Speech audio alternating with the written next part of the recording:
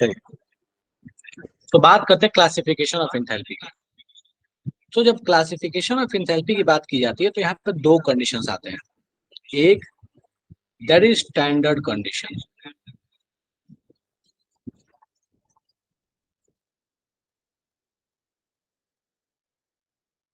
और second that is normal, मतलब वहां पे स्टैंडर्ड वाली कंडीशन नहीं है, इन जनरल कंडीशन। ठीक है। स्टैंडर्ड कंडीशन का मतलब क्या हुआ? स्टैंडर्ड कंडीशन का मतलब है कि वहां पे कहानी जो होगी वो वन मोल से रिलेटेड कहीं ना कहीं होगी, यूनिट मोल से रिलेटेड कहीं ना कहीं होगी। यूनिट मोल होगा। टेम्परेचर जो होगा वो 0 डिग्री सेल्सियस होगा, स्टैंडर्ड टेम्परेचर। बहुत बार इसको 25 डिग्री बोलते हैं, दिक्कत नहीं है। देखो, गैसियस स्टेट में स्टैंडर्ड का मतलब होता है 0 डिग्री, बट थर्मल में ना 25 डिग्री को बहुत बार स्टैंडर्ड ले लेता है, उसके लिए कोई दिक्कत नहीं है। ठीक है। बहुत जगह 28 डिग्री मिलेगा, उसके लिए भी कोई दिक्कत नहीं है। नेक्स्ट, 1 बार प्रेशर। ठीक है। तो ये जो कहानी दैट इज स्टैंडर्ड कंडीशन, मतलब क्या है ना, इसका यूज क्या है बेसिकली, वन मोल रिलेटेड कहीं भी कहानी बताया जाएगा ना तो उसमें इस्तेमाल करेगा स्टैंडर्ड। यूनिट इसका क्या होगा? असली खेल यूनिट में है। देखो, इसका यूनिट जो होता है ना वो होता है जूल या फिर किलो जूल, जो भी ऊपर में इस्तेमाल करे, नीचे में लिखा रहेगा मोल, पर मोल। ये पर मोल डिफाइन होता है, इसीलिए मैंने बोला था स्टार्ट में कि फॉर यूनिट। ठीक है। नेक्स्ट, जनरल कहानी बिल्कुल ऐसी है जहां पे मोल से ऐसा नहीं कि पर मोल डिफाइंड है, किसी भी टेम्परेचर किसी भी कंडीशन में ये हो सकता है। उस केस में जो इंथैल्पी है दैट इज जनरल इंथैल्पी। ये वाली जो चीज है स्टैंडर्ड इंथैल्पी जो है, this is basically a state function, ये पाथ फंक्शन नहीं होता। ठीक है। चलो, क्या बोला था, हाँ सॉरी। तो स्टैंडर्ड इंथैल्पी जो होता है that is not state function, this is intensive property. Extensive जो ये अपने पास जनरल इंथैल्पी होता है that is extensive property. Extensive का मतलब क्या हुआ? जो अमाउंट के ऊपर डिपेंड करता है। इंथैल्पिक एट एनी कंडीशन वो स्टेट फंक्शन ही होगा, जो लास्ट में बात करेंगे। ठीक है। बट ये याद रखिएगा कि स्टैंडर्ड इंथैल्पी किसी भी रिएक्शन की एक ऐसी प्रॉपर्टी है जिसका अमाउंट से कोई लेना देना नहीं है, और जनरल इंथैल्पी हो जिसका अमाउंट से लेना देना है। अब अपने पास जो जनरल इंथैल्पी हो चाहे स्टैंडर्ड इंथैल्पी हो, ये बहुत तरीके के हो सकते हैं, बहुत तरीके का इनका नाम हो सकता है। अब एक एक करके नेम के बारे में थोड़ा सा बात कर लेते हैं, वो दोनों ही में पॉसिबल है। ठीक है। बिल्कुल थियोरेटिकल पार्ट है, यहाँ पे कुछ ऐसा दिमाग लगाने वाली चीज नहीं है, बस देखते जाओ। जैसे एक एक करके बात करते हैं। सो सबसे पहला जो बड़ा कॉमन सा टर्म है दैट इज इंथैल्पी ऑफ, ये कॉमन सा वर्ड है इंथैल्पी ऑफ। पहला है दैट इज कंबशन, और वर्ड से क्लियर है। कोई भी चीज अगर एक मोल को आप कंबशन कीजिएगा, एक मोल ले लीजिए कोई भी चीज, अगर वो एक मोल कंबशन हो रहा है किसी भी चीज का, तो that will be defined as enthalpy of combustion. कोई भी चीज अगर एक मोल के लिए, एक मोल चीज आप जला रहे हैं, मीथेन लिया, एक मोल जला दिया, तो इसको बोलेंगे इंथैल्पी ऑफ कंबशन। ठीक है। तो इसका मतलब सिंपल सा हुआ, 1 मोल कंबस्टेड, कोई भी चीज आपने एक मोल जला दिया। नेक्स्ट, नेक्स्ट है that is enthalpy of atomization.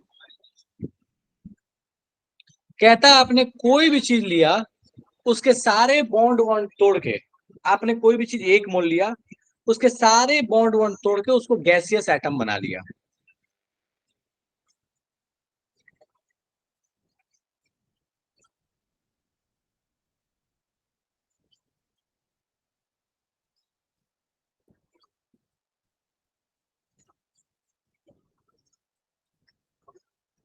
ठीक है।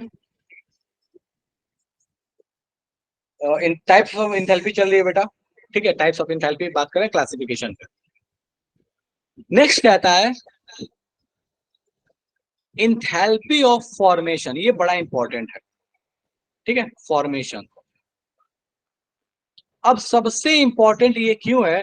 क्योंकि इस पे क्वेश्चंस कभी कभी पूछे गए हैं डायरेक्टली। फॉर्मेशन का मतलब क्या है? सो कहता है कि आप जिसका भी फॉर्मेशन का बात कर रहे हैं, अगर वो 1 मोल बन रहा है फ्रॉम इट्स नेटिव, मैं सबका एग्जांपल एक एक दे दूंगा, साइड में लिख दूंगा, बट अभी पहले समझते जाओ। फॉर्मेशन कहता है कि कोई भी सब्सटेंस आप 1 मोल बना रहे हैं from native state of element, तो वो कहलाएगा इंथैल्पी ऑफ फॉर्मेशन। ठीक है, सर एक बार और बता दीजिए। बता रहा हूँ।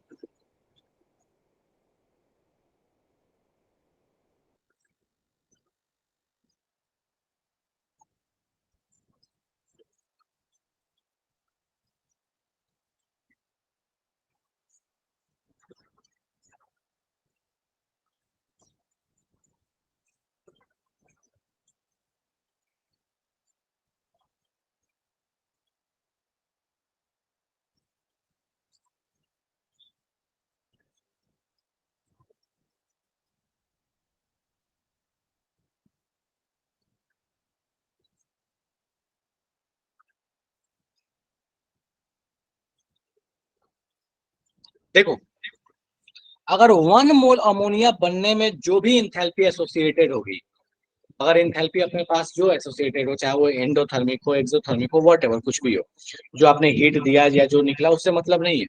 मतलब ये है कि जो भी अमाउंट ऑफ इंथैल्पी एसोसिएटेड होगी, वो अगर ये 1 मोल बनने के लिए एसोसिएटेड होगा तो हम उसको बोलेंगे that is the enthalpy of formation. चाहे आप एफ इधर लिख लीजिए, एफ इधर लिख लीजिए, उससे कोई दिक्कत नहीं है। ठीक है, तो कहता है कि अगर कोई भी सब्सटेंस 1 मोल बनेगा from native state of element, nitrogen से और हाइड्रोजन से, एलिमेंटल फॉर्म में। मान लीजिए आपको बनाना होता है कार्बन डाइऑक्साइड, तो आपको कार्बन डाइऑक्साइड बनाना है और enthalpy of formation of CO2 अगर आपको चाहिए, तो आपको ये बनाना पड़ेगा, कार्बन ग्रेफाइट लेना पड़ेगा और ऑक्सीजन आपको गैस लेना पड़ेगा। अगर आप H2SO4 बनाना चाहते हैं, तो आपको यहाँ पे लेना पड़ेगा H2, आपको लेना पड़ेगा S6 या S8, जनरली S8 ले लेते हैं, और यहाँ पे O2। S6 भी लोगे तो दिक्कत नहीं है वैसे। सो बेसिकली फंडा यही है कि आपके पास जब एलिमेंट से, एलिमेंटल फॉर्म से अगर आपके पास कोई कंपाउंड बन रहा है, तो आपको ये देखना होगा कि पहले तो कंपाउंड 1 मोल बने, और दूसरी चीज है कि आपके पास जिससे भी बना रहे हैं वो एलिमेंट जो नेटिव स्टेट में होना चाहिए। जैसे कार्बन है तो उसका नेटिव स्टेट ग्रेफाइट है, कार्बन गैस नहीं ले सकते, ऑक्सीजन सॉलिड नहीं ले सकते नेटिवली। मतलब आप रूम टेम्परेचर पे, आप जनरल कंडीशन में उस एलिमेंट को कैसे देखते हैं, दैट इज नेटिव स्टेट। ठीक है, चलिए नेक्स्ट। चलो एक एक एग्जाम्पल यही लिखता हूँ साइड। जैसे कंबशन की बात कर रहे थे, तो मान लो C+O2 CO2 हुआ। यहाँ जो इस रिएक्शन में इंथैल्पी इन्वॉल्व होगी, that is enthalpy of combustion. ठीक है, यहाँ पे मान लो आपके पास हो गए CH4, जस्ट एक मिनट।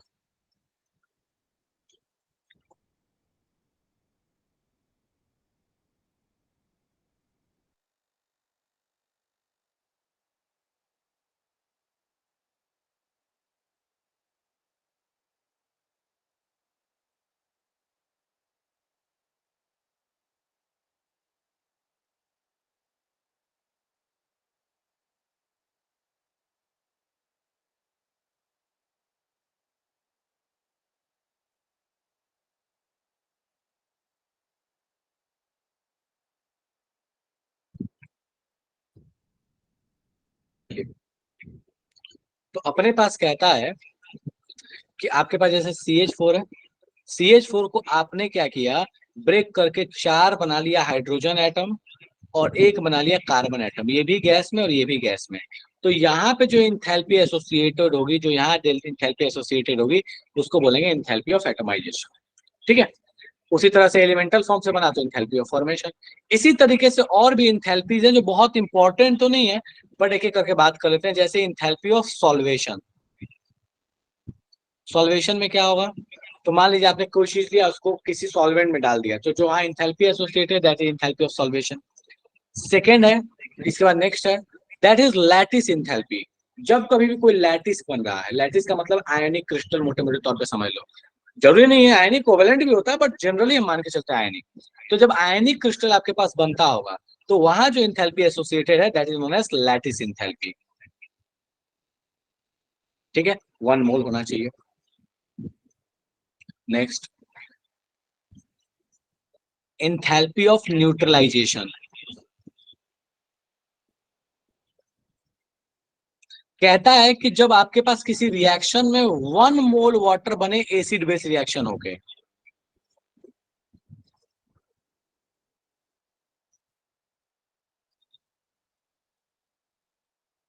बोलता है अगर एसिड बेस रिएक्शन हो रहा है और 1 मोल वाटर बने तो वहां जो इंथैल्पी एसोसिएटेड होता है that is known as enthalpy of neutralisation.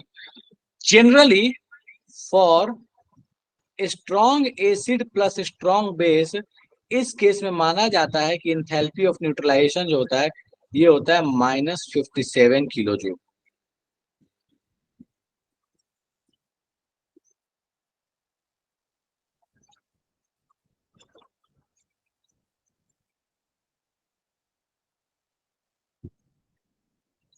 ठीक है, तो इस केस में कहता है कि भैया आपके पास बोलता है 1 मोल अगर H2 1 मोल H2 बन रहा है एसिड बेस रिएक्शन से और स्ट्रॉन्ग एसिड स्ट्रॉन्ग बेस जब रिएक्ट करता है तो जनरली माना गया दैट वैल्यू इज -57.3 लगभग होता है किलो जूल। तो इसको बोलते हैं that is enthalpy of neutralization. So ये आपके पास कुछ टाइप्स ऑफ एंथैल्पी जो आपको देखने को मिलते हैं। ऐसा नहीं है कि इतना ही है, इसके अलावा बहुत सारे हैं। नेक्स्ट इज जैसे बॉन्ड डिसोसिएशन एंथैल्पी। अब मतलब इतने तरह की एंथैल्पीज हैं, ठीक है। Yes. जस्ट मिनट,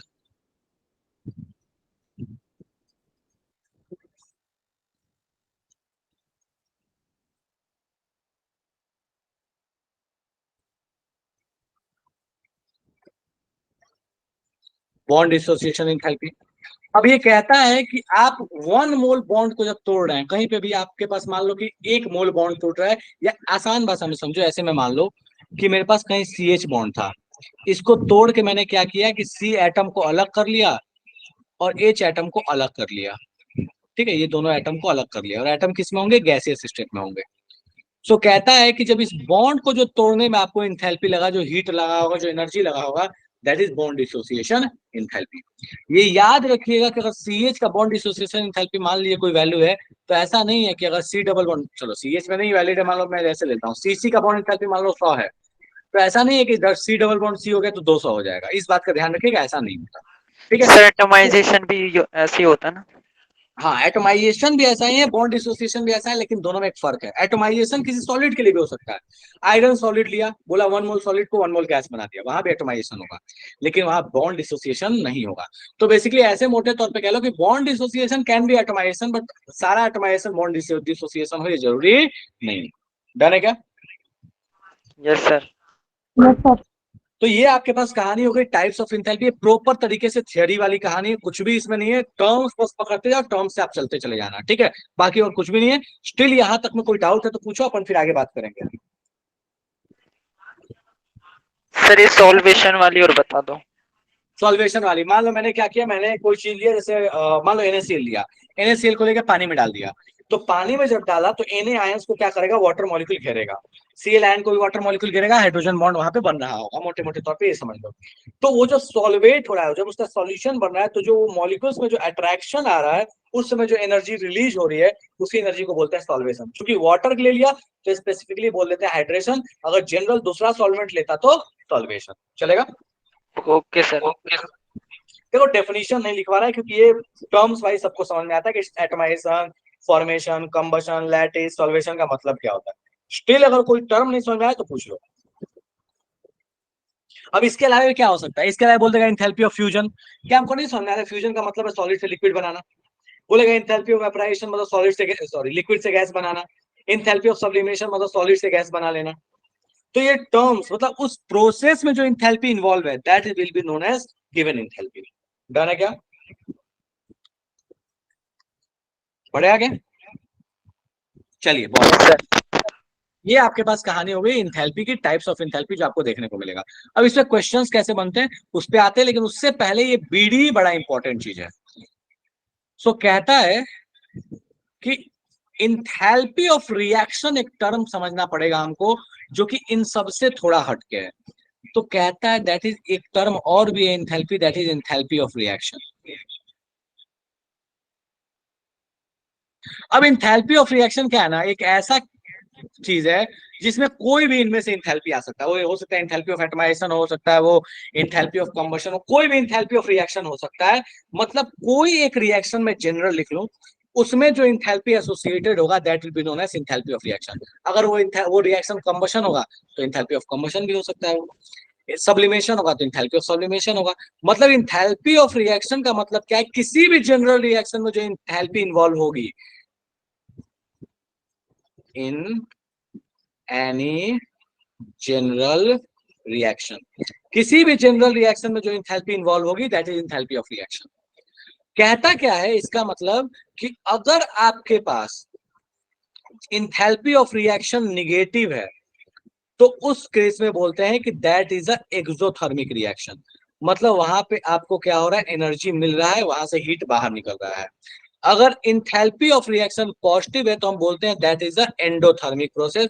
वहां पे आपके पास एनर्जी दिया जा रहा है, वहां पे एनर्जी एब्जॉर्ब हो रहा है, हीट एब्जॉर्ब हो रहा है। So basically enthalpy of reaction या तो नेगेटिव वैल्यू हो सकती है या तो पॉजिटिव हो सकती है। नेगेटिव होगा तो मतलब एक्सोथर्मिक है, पॉजिटिव होगा इसका मतलब वो एंडोथर्मिक रिएक्शन। अब कहता क्या है इंथैल्पी ऑफ रिएक्शन के बारे में, तो कहता है कि इंथैल्पी ऑफ रिएक्शन आप अलग अलग तरीके से निकालते हैं अलग अलग केस में। फॉर एग्जाम्पल कि अगर आपको बीडीई से इंथैल्पी ऑफ रिएक्शन निकालना होगा तो आप कैसे निकालिएगा, तो अब एक एक करके बात करते चलते हैं। इंथैल्पी बाय बीडीई, तो यहाँ एम एस शॉर्ट में थोड़ा सा लिख लेता हूँ, इसको ऐसे लिखते हैं डेल्टा एच आर। अब तुम आर को चाहे आगे लिख लो, पीछे लिख लो, नीचे लिख लो, ऊपर लिख लो, उससे कोई फर्क नहीं पड़ना, ठीक है। चलो, तो कहता है कि इंथैल्पी ऑफ जो रिएक्शन है बाय यूजिंग बीडीई कैसे लिखा जाता है, by using bond dissociation enthalpy. तो कहता है कि अगर बीडीई से आपको किसी इंथैल्पी ऑफ रिएक्शन लिखना है तो आप कैसे लिखेगा। एग्जांपल तौर पे मान लो किसी ने बोला कि बताओ कि अगर CH4O2 से रिएक्ट करके, चलो थोड़ा सा और आसान देखो, कहता है कि अगर आपके पास CO कार्बन मोनोऑक्साइड रिएक्ट करता है O2 के साथ, हाफ ले लेते हैं, तो ये मान लो आपके पास बनाता है CO2। कहता है बताइए इस रिएक्शन का इंथैल्पी ऑफ रिएक्शन कितना होगा, डेल्टा एच ऑफ रिएक्शन कितना होगा अगर, अब आपको क्वेश्चन में डेटा क्या दिया है, बोलता है कि enthalpy of the bond dissociation that is delta H BD, बोलता है enthalpy of bond dissociation C triple bond O का अगर ये था A किलो जूल पर मोल, लिखना है तो लिख लो, नहीं लिखो तो कोई दिक्कत नहीं है। अगर आपके पास O डबल बॉन्ड O का था B किलो जूल पर मोल, तो बताइए आपके पास रिएक्शन का यहाँ पे इंथैल्पी कितना होगा। ये सबसे सिंपलेस्ट और सबसे फेमस क्वेश्चन है, कुछ नहीं करना है ऐसे क्वेश्चन में, बस आपको ये सोचना है A देंगे तो इसका बॉन्ड टूटेगा, B देंगे तो इसका बॉन्ड टूटेगा, और एक थर्ड आपको जो डेटा दिया है कि C डबल बॉन्ड O का जो बॉन्ड डिसोसिएशन एंथैल्पी है वो C किलो जूल पर मोल है। और कहता है कि यहाँ पे C डबल बॉन्ड O बना होगा तो आपको C मिलेगा। क्यों? क्योंकि बॉन्ड तोड़ने में हम एनर्जी देते हैं तो उसको मानते हैं प्लस, और बॉन्ड जब बनेगा तो एनर्जी मिलता है हम मानते हैं माइनस। हमको पता है कि सिस्टम में एनर्जी देते हैं तो प्लस और सिस्टम रिलीज करता है तो माइनस। तो तुम सिंपल भाषा में ऐसे सोचो कि इसको तोड़ने में यहाँ A लगा, इसको यहाँ पे जो O2 बॉन्ड था इसको तोड़ने में B लगा, लेकिन O2 नहीं चाहिए क्योंकि हमको हाफ दिया हुआ है। मतलब हमको 2 ऑक्सीजन आइटम चाहिए नहीं, हमको तो 1 ऑक्सीजन आइटम चाहिए। तो पर ऑक्सीजन आइटम कितना कंजम्पशन होगा, B/2 का। अच्छा, CO2 जब बना होगा तो हमको कितनी एनर्जी मिलेगी, कितनी इंथैल्पी मिलेगी, तो हमको पता है C मिलता है, लेकिन चूंकि देते हैं C तोड़ने के लिए BD है तो मिलता होगा -C। तो हमको पता है कि चूंकि यहाँ 2 CO बॉन्ड होता है तो दैट विल बी -2C। अब कहता बताओ भैया टोटल इंथैल्पी कितना होगा, इन सबको जोड़ दो, बात खत्म है। तो अपने को सीधा सीधा दिख रहा है कि यहाँ जो डेल्टा एच की वैल्यू आ जाएगी that will B A + B/2 - 2C। अब यहाँ पे कुछ कुछ आपको वैल्यू दे देगा, बोलेगा बताओ इस रिएक्शन का बॉन्ड डिसोसिएशन इंथैल्पी इतना इतना इतना है, रिएक्शन का आपका इंथैल्पी कितना है। तो इस तरीके से हम कैलकुलेट करते हैं, जिसको इसको तोड़ना है उनको जोड़ो और जिसको आपको मिलने वाला है उसको माइनस ले लो। सिंपल टर्म में अगर देखोगे ना तो ये कुछ और नहीं है, ये एक तरीके से BD of reactant minus BD of product है। अगर गौर से देखो तो इसका मतलब हुआ, इस चीज को अगर आप गौर से देखिएगा तो this is BD of reactant minus BD of product. तो यहाँ पे एक और भी चीज कह लेते हैं कि अगर बीडी के रिस्पेक्ट में आपको इंथैल्पी निकालना है तो ये कुछ और नहीं है, ये इंथैल्पी ऑफ रिएक्शन है, enthalpy of reactant minus enthalpy of product. यहां से भी आप फॉर्मूला ये चाहें तो लगा सकते हैं। कौन सा इंथैल्पी? दैट इज बीडीई वाला। तो कहता है bond dissociation enthalpy of reactant minus bond dissociation enthalpy of product. अगर आप कर लीजिएगा तो आपके पास रिएक्शन का इंथैल्पी चला आएगा। डन है क्या? CO2 CO2 का दोबारा समझाता हूँ। हाँ, CO2 में देखो C डबल बॉन्ड O 2 है। एक को एक बना तो -C मिला, दूसरा बना तो -C मिला एनर्जी। तो टोटल कितना आपने को मिला? -2C मिला। बोले बाबू।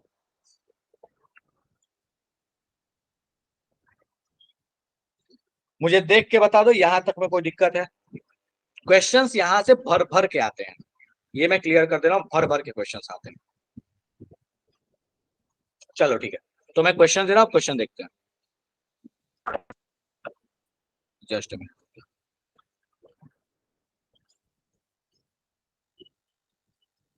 हाँ, पहले तो ये वाहियात सा क्वेश्चन है। इस वाहियात सा क्वेश्चन को देख के बताओ कि कौन सा होगा आंसर। बोलता है कि which of the following calculation for the heat of reaction is not correct, जो सही नहीं है।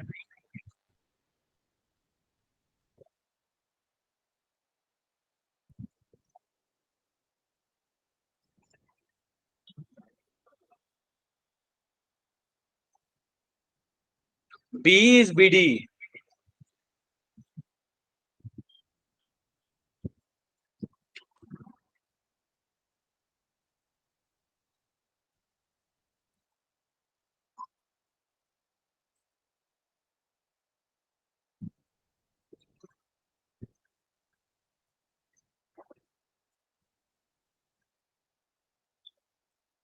हो जाएगा ये।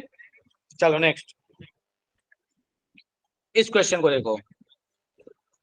नहीं, एक सेकंड, ये नहीं, ये क्वेश्चन थोड़ा सा बढ़िया क्वेश्चन है। कहता है कि C2H6 को बनने का जो हीट ऑफ फॉर्मेशन है C2H4 का है, जो C6H6 का है वो तब का हीट ऑफ फॉर्मेशन दिया हुआ है। बोलता छोड़ो, ये क्वेश्चन थोड़ा टफ पड़ेगा। रुको एक मिनट, मैं थोड़ा सा एक सिंपल क्वेश्चन देखता हूँ, वो कहाँ गया। जस्ट रुको, एक क्वेश्चन में सिंपल, पहले ये सिंपल क्वेश्चन कराऊँ फिर देता हूँ। एक मिनट, जस्ट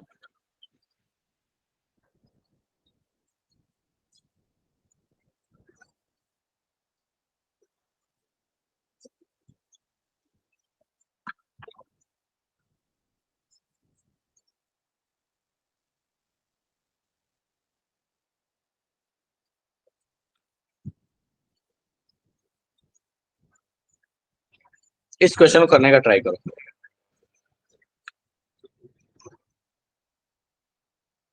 जूम कर दिया करो। आपको N ट्रिपल बॉन्ड N का दिया है, H का दिया है, NH का दिया है, बोला है कि इस फाइनल वाले रिएक्शन का बताइए कि इंथैल्पी कितना होगा। फटाफट से ट्राई कीजिए।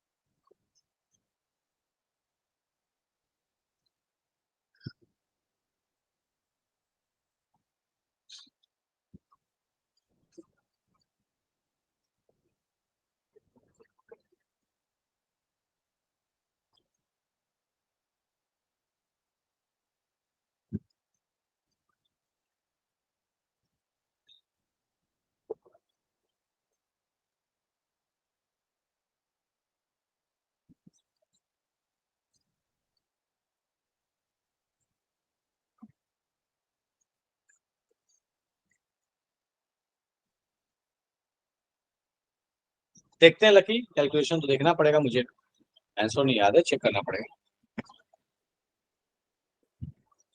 चलो काफी लोग आ रहा है, मोस्ट प्रॉब्ली सही होगा। प्रोडक्ट वाला निकालो, प्रोडक्ट के लिए माइनस लो, रिएक्टेंट के लिए प्लस लो। फटाक से मारो, खत्म करो।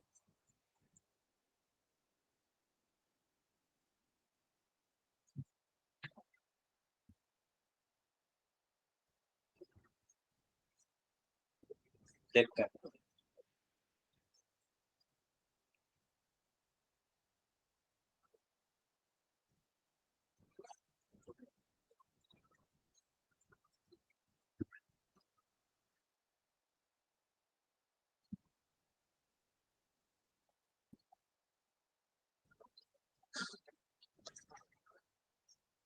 चलो, N2 है, तोड़ने में कितना लगेगा, 945 प्लस H2 है, कितना H2 है, 3 है, 436 इंटू 3। मैं यहाँ पे करते जा रहा हूँ, देखते जाओ, और लगे कोई दिक्कत है तो बताना मुझे।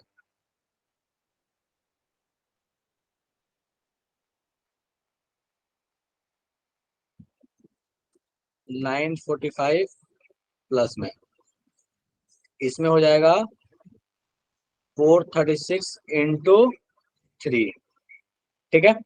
और इसके लिए हो जाएगा अपने पास NH3। NH3 में NH के बॉन्ड कितने बने होंगे, तो एक NH3 में 3 और 2 NH3 हो गए तो कितने हो गए, 6। 6 इंटू 391, दैट इज माइनस में। अब इन तीनों क्वांटिटी को जोड़ के बताओ मुझे कितना आ रहा है, प्लस का 945, 3 इंटू 436, माइनस का 391, जोड़ जाड़ के बताओ कितना आ रहा है फाइनली। अब ये उम्मीद कर रहा हूँ कि तो ये तो कैलकुलेशन कर लोगे, इसमें दिक्कत नहीं होनी चाहिए। बी आ रहा है, चलो अगर बी बोले तो मैं मान लेता हूँ आंसर नंबर बी इसका। डन है क्या? सर 6 होगा, फिर से बोला बाबू। 6 से इंटू क्यों होगा? आवाज नहीं आ रही क्लियर, फिर से बोलो एक बार। सर 6 से क्यों होगा NH3 6 से क्यों मल्टीप्लाई? मल्टीप्लाई होगा?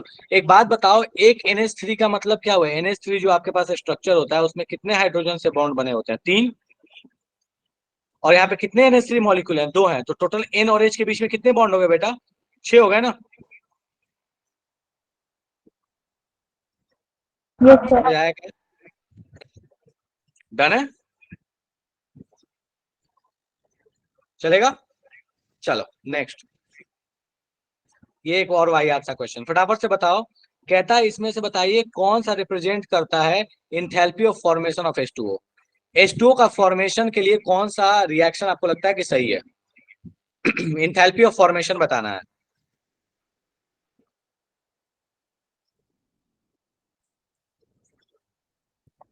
याद रखना इंथैल्पी ऑफ फॉर्मेशन क्या बताया था, बस डेफिनेशन पकड़ो, खत्म के।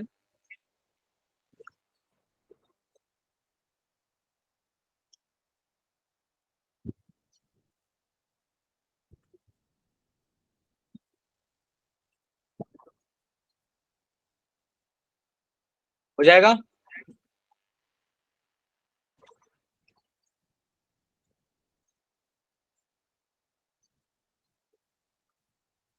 ठीक है, तो अपने पास कहानी है इंथैल्पी ऑफ फॉर्मेशन किसका होगा, जिसमें प्रोडक्ट 1 मोल बनता है, किसमें बनना 1 मोल, ये तो ना हो रहा है, ये भी ना हो रहा है, ये भी ना हो रहा है, यही हो रहा है 1 मोल। और रिएक्टेंट भी दिख रहा है, गैस है, गैस है, कोई दिक्कत नहीं, ऑप्शन नंबर सी।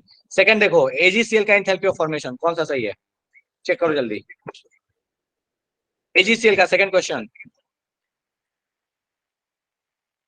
आयन से बन रहा है, गलत। AgCl से बना है तो वैसे ही नहीं होगा। कंपाउंड का इस्तेमाल हो रहा है, गलत। नेटिव एलिमेंट्स का इस्तेमाल हो रहा है, ये सॉलिड या गैस सही है, ऑप्शन नंबर डी। डन है,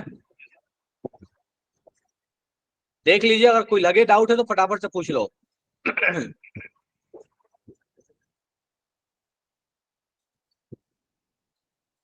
चलो नेक्स्ट क्वेश्चन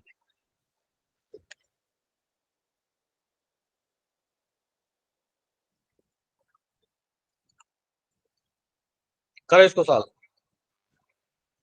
बोलता है बताइए इंथैल्पी ऑफ हाइड्रोजनेशन कितना होगा, बेसिकली इस कन्वर्जन में कितना इंथैल्पी इन्वॉल्व होगा, सारा इंथैल्पी ऊपर आपको लिख के दिया हुआ है। शुरू हो जाओ।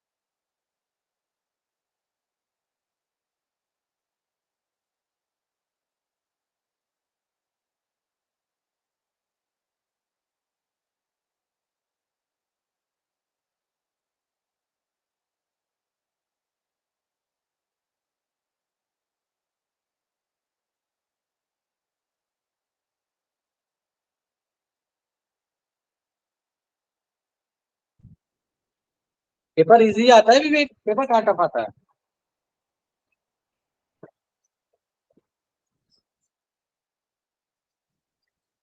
बढ़िया इशू।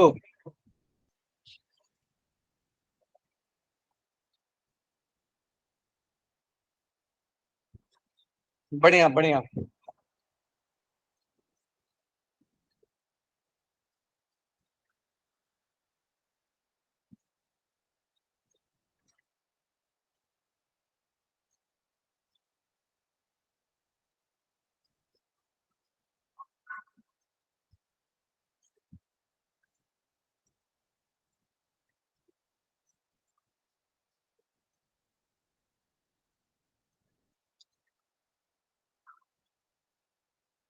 रुचि ऐसा क्यों लग रहा है, तुमने गड़बड़ किया है कुछ?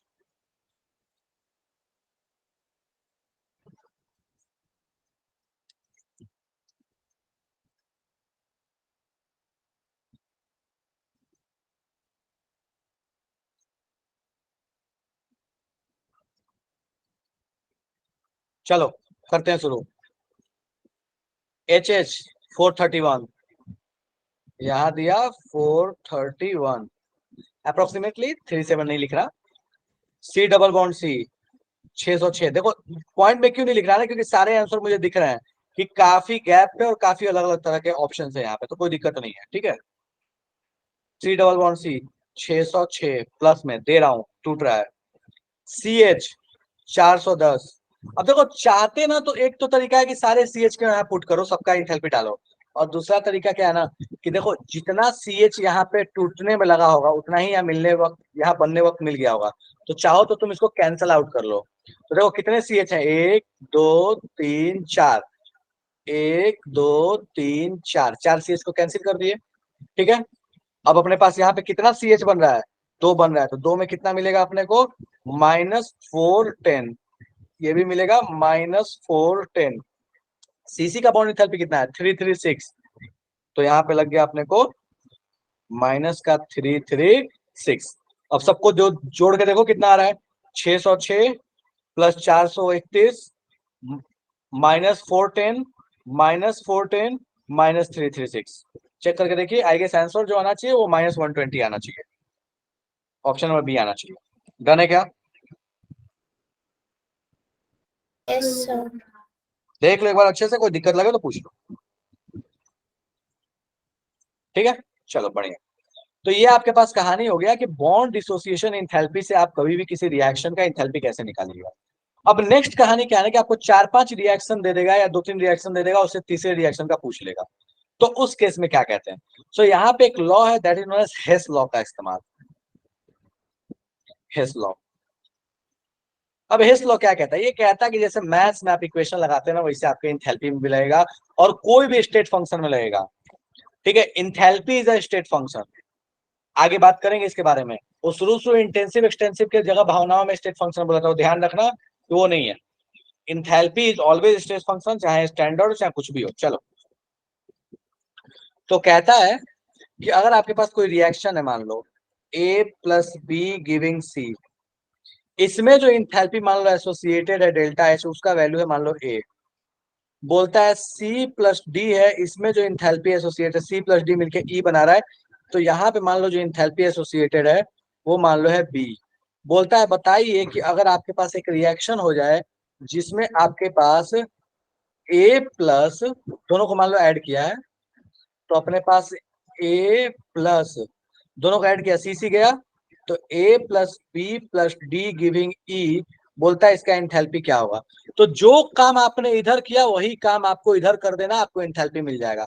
याद करो ऐसा ही कुछ कुछ मिलता जुलता काम हम करते थे इक्विलिब्रियम कांस्टेंट निकालने वक्त, तो उसमें तो मेहनत था, क्योंकि ऐड होना तो होता था तो हम इसको पावर लगाते थे, सब्ट्रैक्ट होता था तो डिवाइड करते थे। यहाँ कुछ नहीं करना, यहाँ बोलता है गणित लगाओ सिंपल, जो काम इधर आपने करके फाइनल रिएक्शन बनाया वही काम आपको एंथैल्पी में कर देना। चलो, तो अपने को पता है कि भैया दोनों रिएक्शन को ऐड करके थर्ड वाला बना है, मतलब थर्ड वाले का जो इंथैल्पी होगा ये कुछ और नहीं होगा, ऊपर वाले दोनों का सम होगा, तो इसका इंथैल्पी होगा that is A plus B, खेल खत्म। This is Hess law. Hess law क्या कहता है कि भैया अलग अलग रिएक्शंस की इंथैल्पी को आप ऐड करके आप फाइनल रिएक्शन की इंथैल्पी कैलकुलेट कर सकते हैं। डन है क्या मामला, चलेगा ये? Yes sir. कोई दिक्कत है इसमें? बढ़े आगे। अब इसमें देखो क्वेश्चंस मेन इंपॉर्टेंट है, लॉ समझा दिया, कुछ नहीं है, लीनियर इक्वेशन है गणित वाला, और कुछ भी नहीं है। चलो अब इसका फायदा क्या है? देखो इसका फायदा ये है कि आपको खतरनाक खतरनाक जो क्वेश्चंस मिलेंगे वो इस पे बेस्ड थोड़े थोड़े मिल सकते हैं। देखो एक एक करके हम स्टार्ट करते हैं कहा। मान लो ये क्वेश्चन दिया, कहता है कि बताइए, इस क्वेश्चन को जरा सा पढ़ते हैं और समझने का प्रयास करते हैं क्या कह रहा है। बोलता है इंथैल्पी ऑफ रिएक्शन को कैलकुलेट कीजिए। यहाँ पे calculate enthalpy of reaction for a reaction, ये रिएक्शन आपको दिया है final. Given that standard heat of formation, standard मतलब 1 मोल, नहीं भी होता तो कोई दिक्कत नहीं था, H2O का हीट ऑफ फॉर्मेशन, CO2 का फॉर्मेशन और C6H6 का फॉर्मेशन के लिए हीट दिया है। अच्छा याद करो, हीट ऑफ फॉर्मेशन या हीट, इसी चीज के लिए तो हम बोलते हैं इंथैल्पी। तो हीट ऑफ फॉर्मेशन, हीट बोले या इंथैल्पी बोले मतलब सेम है। चलो, तो बोलता है कि इसका रिएक्शन लिखो, इसका एंथैल्पी दे दिया, इसका फॉर्मेशन लिखो, एंथैल्पी दे दिया, इसका फॉर्मेशन लिखो, इसका एंथैल्पी दे दिया, और बोलता है इन सबको मिला के ये बनाओ, इसका एंथैल्पी बताओ। चलो मैं थोड़ा हेल्प कर देता हूँ। H2O कैसे बना होगा? H2 इंथैल्पी ऑफ फॉर्मेशन है, मतलब नेटिव स्टेट से बनाना है। H2 प्लस O2, वो भी कैसा, हाफ, गिव्स H2O। यही इंथैल्पी ऑफ फॉर्मेशन होगा। और इसके लिए इंथैल्पी ऑफ फॉर्मेशन कितना दिया? -57, -57.8 किलो कैलोरी दिया। बाद में जरूरत पड़ेगा जूल में कन्वर्ट कर लेंगे। अगला रिएक्शन क्या लिखूं? CO2 के लिए सी graphite plus O2 give CO2। देखो इनका स्टेट नहीं लिख रहा है क्योंकि हमको पता है H2 गैस है, O2 गैस है, H2 लिक्विड है, यहाँ गैस है, ये सॉरी ये ग्रेफाइट है, ये गैस है, और ये आपके पास गैस होने वाला है। ठीक है, नहीं लिख रहा। जरूरत अगर लगे तो आप खुद से लिख लीजिएगा। ठीक है, इसके लिए इंथैल्पी कितना है? -94.05। अगला बोलता है C6H6। अब बताओ C6H6 किससे बना होगा? ऑब्वियसली कार्बन और हाइड्रोजन से ही बनेगा, तो किससे बन नहीं सकता। तो कार्बन ग्रेफाइट प्लस हाइड्रोजन, अब इसको बैलेंस तो करना ही पड़ेगा अपने को। तो भैया इसको बैलेंस कर लेते हैं, यहाँ लगा लेते हैं 6 और यहाँ लगा लेते हैं 3, ये 1 मोल बना है। इसके लिए इंथैल्पी कितना है? तो ये है प्लस का 19.8। अब कहता है कि इन तीनों रिएक्शन का इस्तेमाल करो, और कैसे करोगे मेरे को नहीं पता, पर जो काम आपको रिएक्टेंट में करिएगा वही प्रोडक्ट में आपको करना, मतलब वही काम आपको यहाँ पे इंथैल्पी के लिए भी करना होगा, और आपको फाइनल इंथैल्पी आ जाएगा। फाइनल रिएक्शन क्या है? तो बोलता है C6H6 plus 15/2 O2 gives 6 CO2 plus 3H2O। अब सोचो कि ये फाइनल रिएक्शन बनाने के लिए हमको इन तीनों के साथ क्या करना पड़ेगा। जो इधर करोगे वो इधर करो, फाइनल इंथैल्पी आपको मिलके आ जाएगा। शुरू हो जाओ।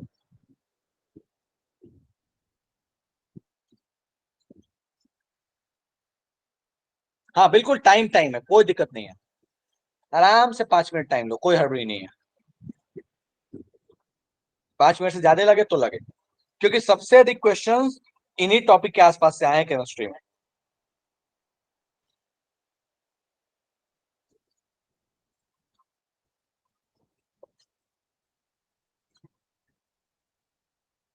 लेंदी है, कोई दिक्कत नहीं।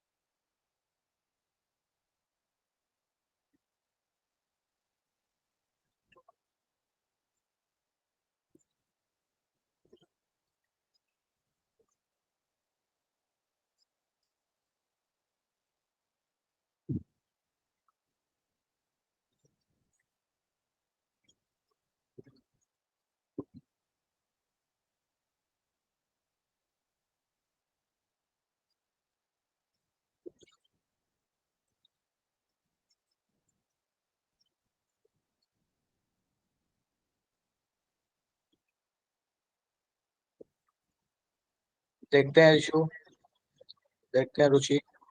करो, ट्राई करो, और लोग को भी कर लेने दो।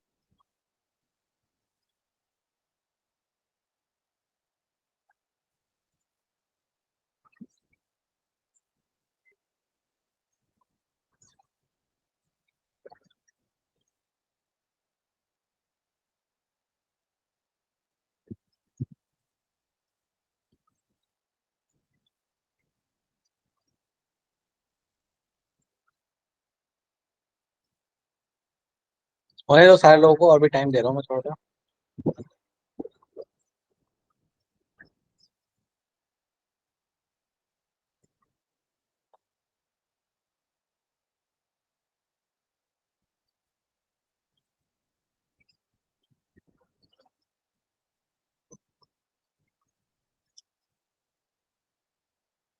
ओके, रोहित का आंसर सही है, दैट इज -757। बाकी अभी तक और लोगों ने जो आंसर लाया वो गड़बड़ है। फिर से एक बार ट्राई कीजिए। 757 इज करेक्ट।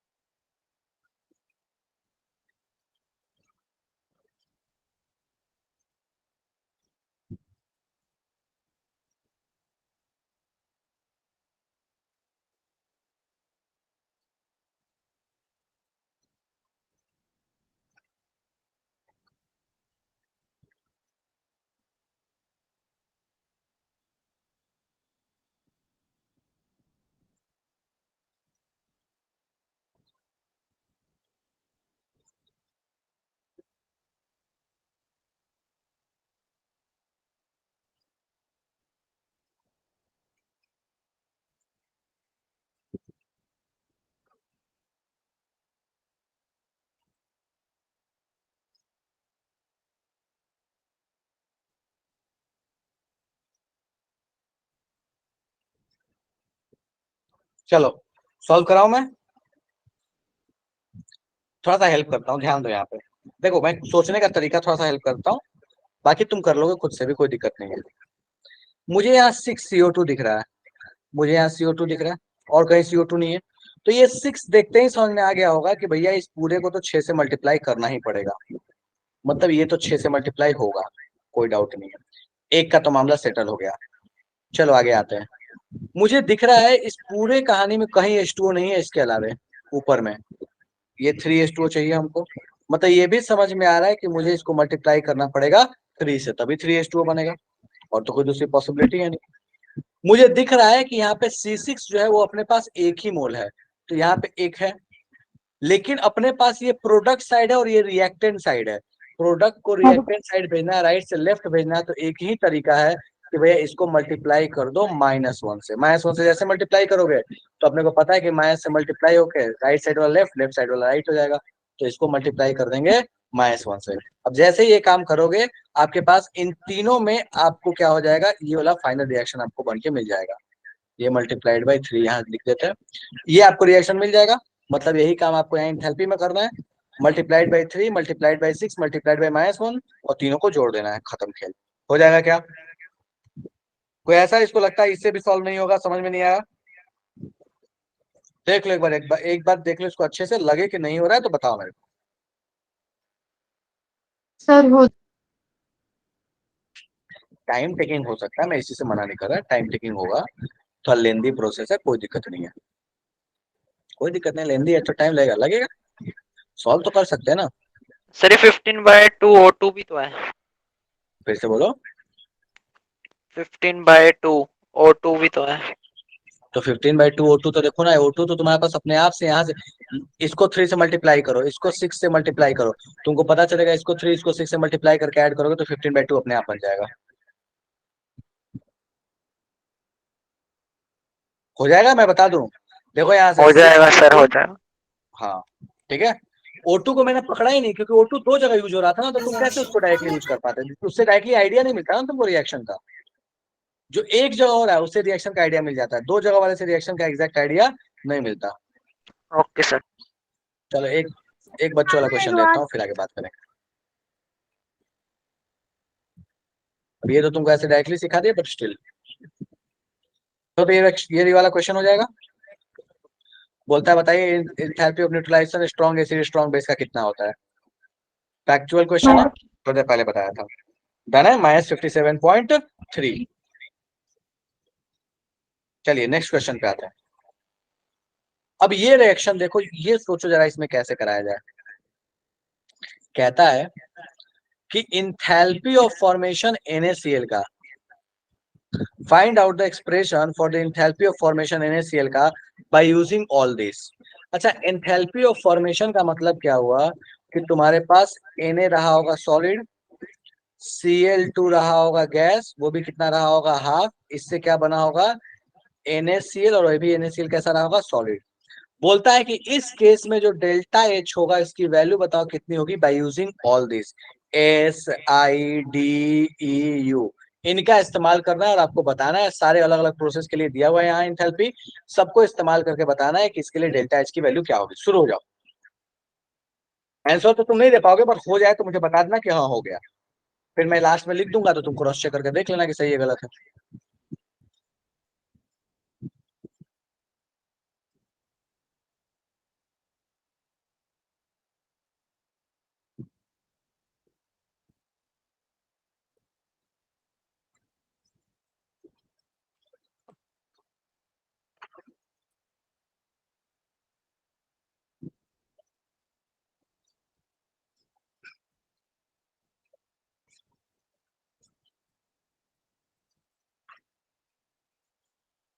देखते हैं मुस्कान, और मुझे ऐसा पता नहीं क्यों फील हो रहा है तुमने गलत किया है, क्योंकि इसमें सारे इस्तेमाल होंगे।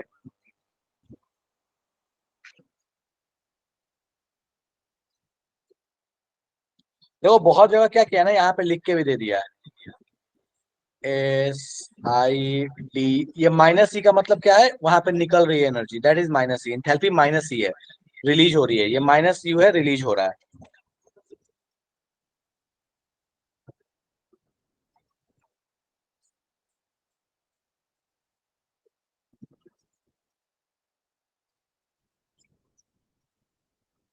इन सबका यूज करना, नीचे वाला रिएक्शन बना लेना है तुमको, बस नीचे वाला रिएक्शन बनाने के लिए जो काम होगा वो लिख देना, बात खत्म, डेल्टा H को।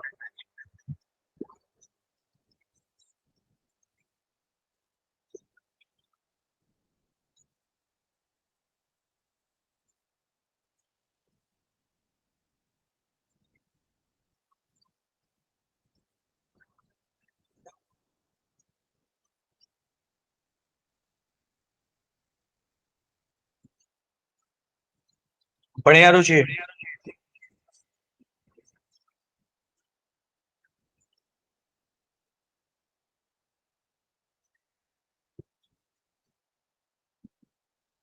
पूजा कुछ तो मिसिंग है।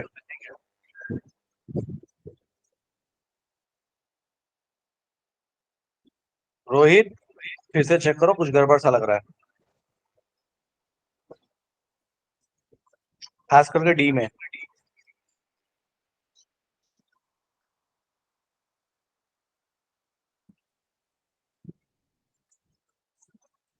उषा नाम से जिसका भी अकाउंट है, गड़बड़ सा है। खुशी इक्वल टू क्यों लगाना है, अमाउंट लिख रहा है ना, इक्वल टू कैसे आ गया, माइनस होगा ना वहां पे। आकाश ठीक है,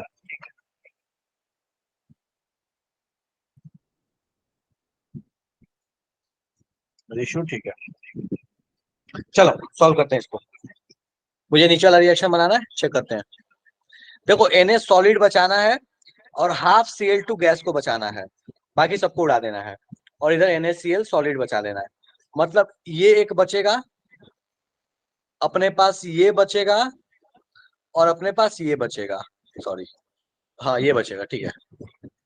चलो अब सोचना शुरू करते हैं, ऊपर वाले दोनों को ऐड करो, Na गैस गया, फिर इसको और इसको ऐड करेंगे। चलो अभी छोड़ देते हैं इसको, यहाँ पे फिलहाल छोड़ देते हैं। इधर देखो, इस वाले को और इस वाले को ऐड करो, ध्यान से देखो, Cl गैस गया, लेकिन दिक्कत क्या है, ये 2 है और यहाँ 1 है, तो हमको एक काम ये करना पड़ेगा कि इसको मल्टीप्लाई कर लेते हैं 1/2 से। फायदा क्या है, हमको दिख रहा है कि यहाँ पे भी हाफ Cl2 चाहिए, तो हमको तो हाफ ही Cl2 चाहिए था, इसलिए हाफ से मल्टीप्लाई कर लिया।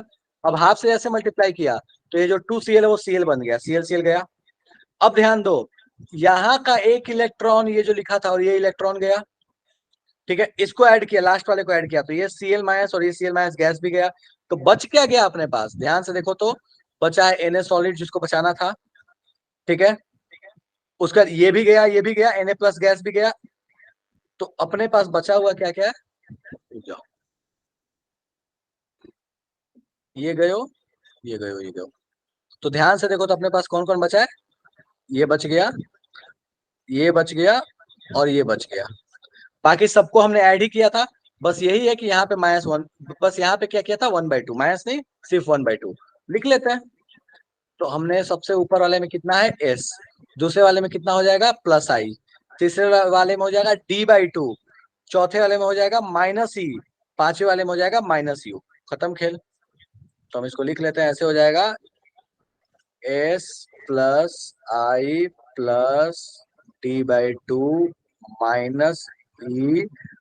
-E-U। याद रखिएगा, गेन इंथैल्पी हमेशा नेगेटिव होता है, लैटिस हमेशा नेगेटिव होता है, क्योंकि एनर्जी रिलीज होती है।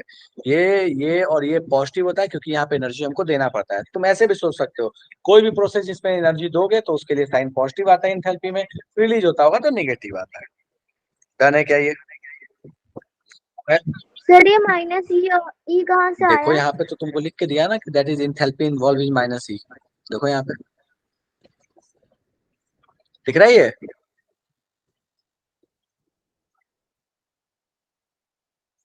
सर सबका यस सर दिख रहा है। यहाँ पे -U, ठीक है। और ऐसे भी हमको ध्यान रखना होता है बेटा कि अगर इलेक्ट्रॉन गेन इंथैल्पी वो नेगेटिव आता है, क्यों, क्योंकि वहां पे एनर्जी रिलीज होती है, ठीक है। डन है पूजा? सर एक कंपाउंड लेकिन दे सर जो देगा उसकी पूरी -E का रिएक्शन। है वो तो सब सच है। फिर से बोलो पूजा। सर जो ये -E है इसमें का सारा तो कट गया है, तो फिर -E आपने क्यों लिखा? कैसे कट गया ये बताओ मेरे को, अगर -E नहीं लिखा, ये चारों ये जो जितने रिएक्शन इन सबको हमने ऐड किया इसको हाफ लगा के, वरना ये बनेगा कैसे, कहाँ कटा ये बताओ तो मेरे को। हम अच्छा एक बात बताओ, पहले ये मुझे बताओ, first second third fourth fifth इन पांचों को ऐड किया है इस 1/2 को लगा के, ये बताओ सही है गलत है? सही है सर। सही है, तो इसका मतलब सबकी इंथैल्पी ऐड नहीं होगी। हाँ, समझ में आ गया सर। हाँ जी, और किसी को कोई दुख है जल्दी बोलो। और आयनाइजेशन और इलेक्ट्रॉन की एंथैल्पी की जो सामने वाली रिएक्शन है उसमें तो सब कट रहा है ना। तो कट रहा है तो इसमें दिक्कत क्या है, हमने कब बोला कि भैया कट रहा होगा तो आपको नहीं लिखना है, ऐसा बोला क्या मैंने कभी? तो फिर एंथैल्पी आएगी सर उसके लिए। एक सेकंड बोलिए, वीडियो ऑफ जस्ट एक मिनट रुक जाओ। हाँ, मुझे कंफ्यूजन समझाओ, क्या कंफ्यूजन हो रहा है, क्या कट रहा है तो क्या दिक्कत है, बताओ तो जरा। मतलब सर जो जिस रिएक्शन में सारे कंपोनेंट्स कट रहे हैं उनकी भी एंथैल्पी ऐड होगी। बिल्कुल ऐड होगी, कट रहा है तो उससे क्या दिक्कत है। एक बात बताओ कि अगर उस रिएक्शन को मैं वहां से हटा दूं तो आपका इक्वेशन बन जाएगा? No sir. जब नहीं बनेगा इसका मतलब आपने उस रिएक्शन का यूज किया कि नहीं किया? यस सर, यस क्लियर किया, सर। इसका मतलब उसकी एंथैल्पी तो यूज होगी, भले उसका कुछ बचे चाहे नहीं बचे, उससे हमको क्या मतलब है। यूज तो हो रहा है ना, वो ऐड तो हो रहा है ना, बिना उसके ऐड हुए थोड़ी थोड़ी काम हो रहा है। Okay sir, clear. ठीक है, बढ़िया। और कोई दिक्कत है इसमें? चलिए ठीक है, नो नेक्स्ट सर। अगला क्वेश्चन एकदम इसी पैटर्न पे ये भी क्वेश्चन है। बोलता है इसका डिसोसिएशन हाफ Cl2 गैस को तोड़ने में हाफ 1/2 डेल्टा H0 लगता है, फिर Cl गैस बना, फिर डेल्टा Eg लगता है H0 बना। याद रखिएगा इस डेल्टा Eg को दिस इज निगेटिव वैल्यू, क्योंकि इलेक्ट्रॉन यहाँ पे इलेक्ट्रॉन गेन इंथैल्पी है, Cl माइनस बना। फिर इसको हाइड्रेशन किया, हाइड्रेशन इज ऑल्सो निगेटिव, यहाँ भी माइनस लगेगा। अब आपको कह रहा है कि बताइए अगर आपके पास ऑक्सीडाइजिंग पावर ऑफ क्लोरीन आपको बताना है एक्वस में कितना होगा। ऑक्सीडाइजिंग पावर का मतलब होता है कि हाफ Cl2 से आपको Cl माइनस एक्वस बनाना है। तो इस रिएक्शन के लिए इंथैल्पी कितनी होगी, आपको हर स्टेप के लिए वैल्यू दिया है। डिसोसिएशन इतना, इलेक्ट्रॉन गेन देखो यहाँ पे निगेटिव लगा के दिया है, हाइड्रेशन निगेटिव में दिया हुआ है। शुरू हो जाओ, सॉल्व करो फटाफट से, लगे कि सॉल्व नहीं होगा तो मुझे बता दो। हाफ Cl2 से Cl माइनस एक्वस बनाना है, बोला इसके लिए भैया बताइए इंथैल्पी ऑफ रिएक्शन कितना होगा।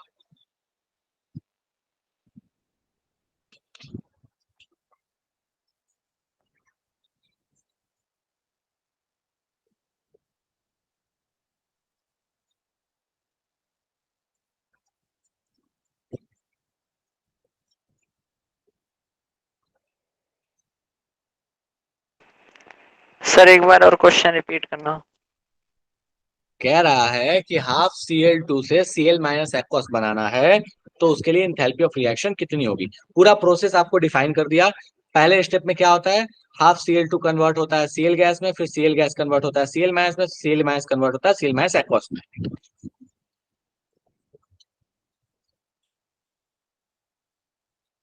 डन है?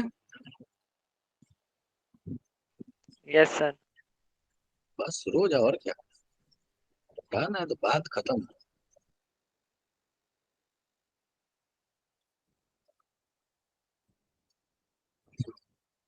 देखते हैं काफी लोग का आंसर आ गया।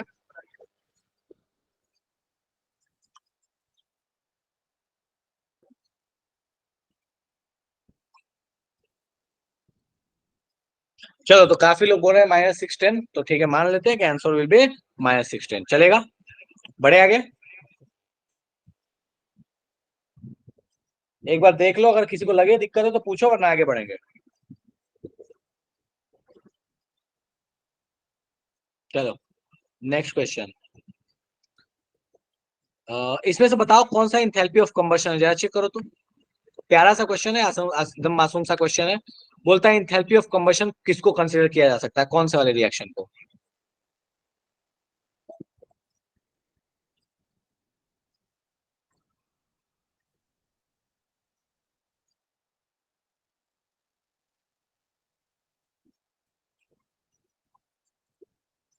H2O लिक्विड बनता है, H2O गैस बनता है।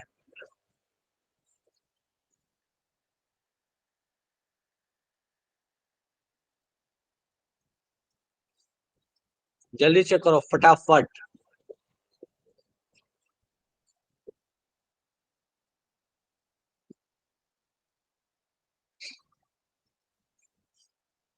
चलिए ठीक है, बढ़िया। तो भैया हमको पता है कि आपके पास जो H2O बनना चाहिए that must be in liquid. ठीक है, बढ़े आगे।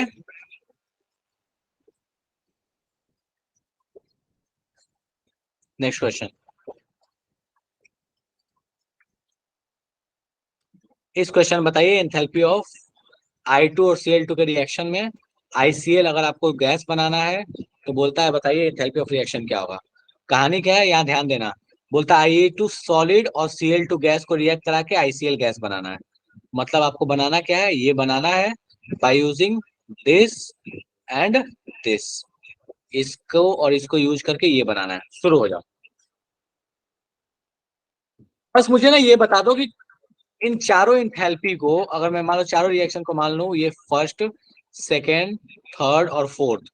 तो मुझे ये बता दो क्या क्या करना पड़ेगा, किसको प्लस किसको माइनस क्या करना है, बस मुझे ये समझा, बगल तो लिख के दिया है, मैं क्या ही कर रहा हूँ। 1 2 3 4 को मैं क्या करूँ, किसको प्लस किसको माइनस, बस ये लिख के बता दो, बाकी मैं समझ जाऊंगा कि तुम सॉल्व कर लोगे। सर सेकंड को नेगेटिव करेंगे। बस सेकेंड को नेगेटिव करेंगे, खत्म खेल। और क्या, इससे हो जाएगा या कुछ और भी करना पड़ेगा? सर ये हाफ भी तो करना पड़ेगा, ये जो हाफ भी I2 करना वाला है, बिल्कुल, सर I2 और हमारा CL2 को I2 हाफ है करो। उसे हाफ करना पड़ेगा। बढ़िया।